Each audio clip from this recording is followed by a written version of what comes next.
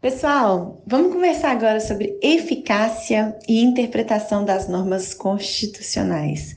Sabendo, né, que quanto à aplicação, né, e eficácia das normas constitucionais, as normas de eficácia contida são mais cobradas nas provas. Eu aposto que vocês não sabiam disso, né? Seguido das normas de eficácia limitada e das normas de eficácia plena, que é mais fácil. Prof, e quanto a questões de hermenêutica e interpretação constitucional?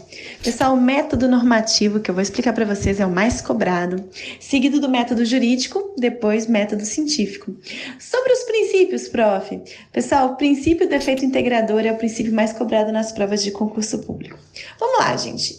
Vamos entender esse tema de aplicação e eficácia das normas constitucionais. Gente, as normas da Constituição, elas são dotadas de diversos graus de aplicabilidade, graus de eficácia. A palavra eficácia, né, gente, está sempre ligada à produção de efeitos. Conforme uma classificação do José Antônio da Silva, né, um grande doutrinador que a gente vai ter que adotar essa classificação aqui porque ela despenca em prova, as normas podem ser normas de eficácia plena, normas de eficácia contida e normas de eficácia limitada, as normas constitucionais.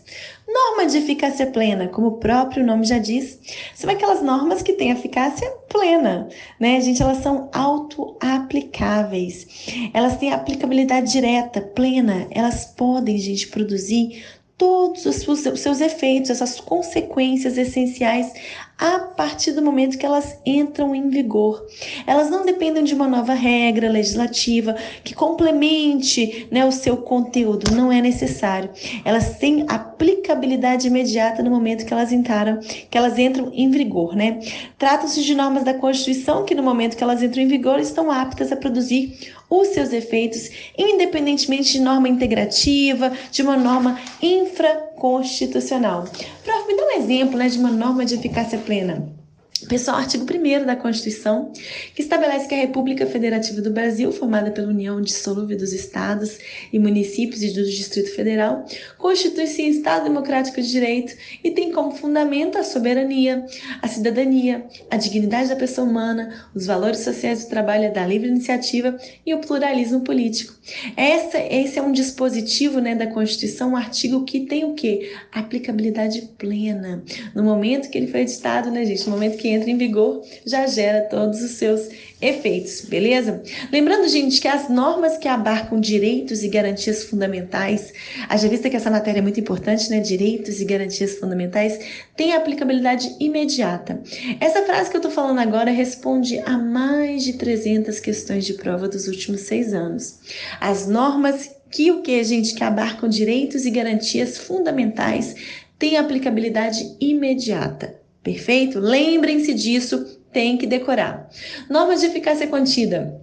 Pessoal, são regras constitucionais que têm aplicabilidade direta, imediata, porém não integral, né? Trata-se de normas que produzem sim efeitos imediatos, mas não integrais, né? Porque elas são sujeitas a novas normas infraconstitucionais, né? Normas infraconstitucionais, leis ordinárias, normas infraconstitucionais que são capazes de diminuir a sua aplicabilidade. Como assim?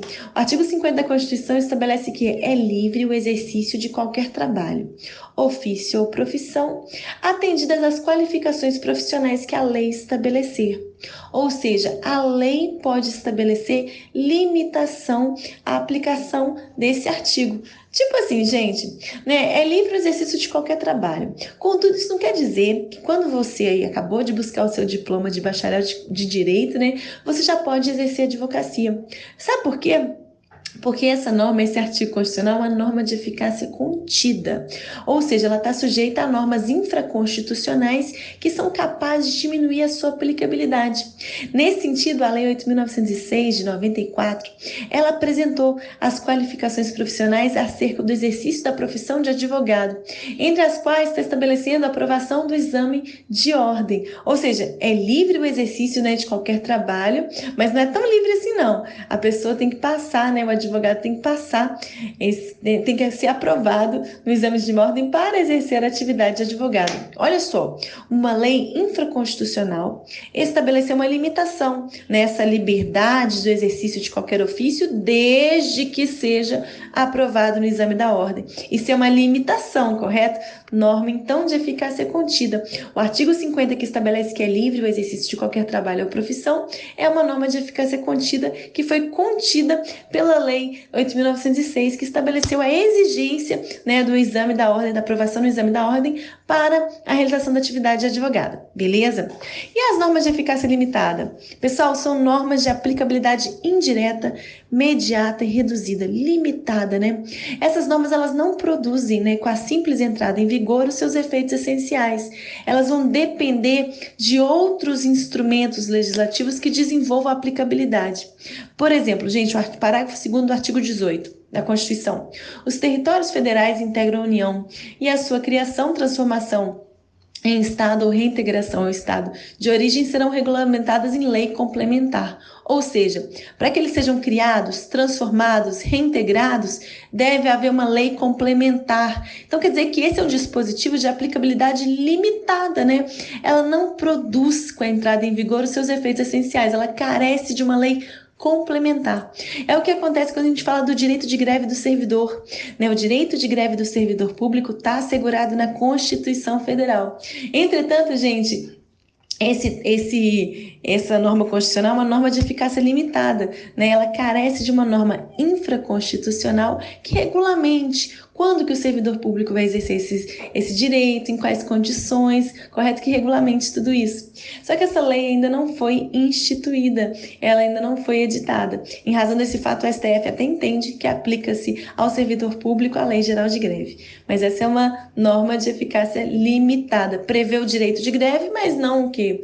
Não produz efeitos, carece de uma norma infraconstitucional para que aquele exercício daquele direito se efetive, para que regulamente aquela situação.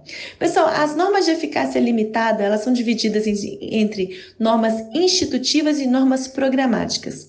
Institutivas, elas estabelecem preceitos gerais e atribuições de órgãos, atribuições de entidades ou institutos. Por exemplo, o artigo 88 estabelece da Constituição: a lei disporá sobre a criação e extinção de ministérios e órgãos da administração pública. Ou seja, a lei vai dispor, carece de uma lei correta para produzir efeitos, para que isso seja o quê? Instituído. Beleza. E as normas programáticas são aquelas que restringem a traçar programas, princípios, né, gente, diretrizes a serem cumpridas pelos órgãos dos poderes constituintes, né?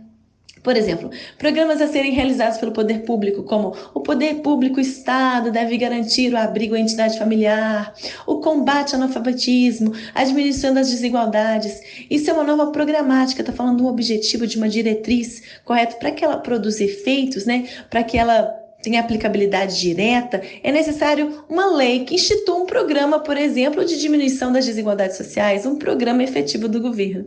Essas normas programáticas que não produzem efeitos de imediato, elas revogam disposições contrárias ou incompatíveis com seus mandamentos e impedem a criação de novas regras legislativas que contrariam esses programas, essas diretrizes.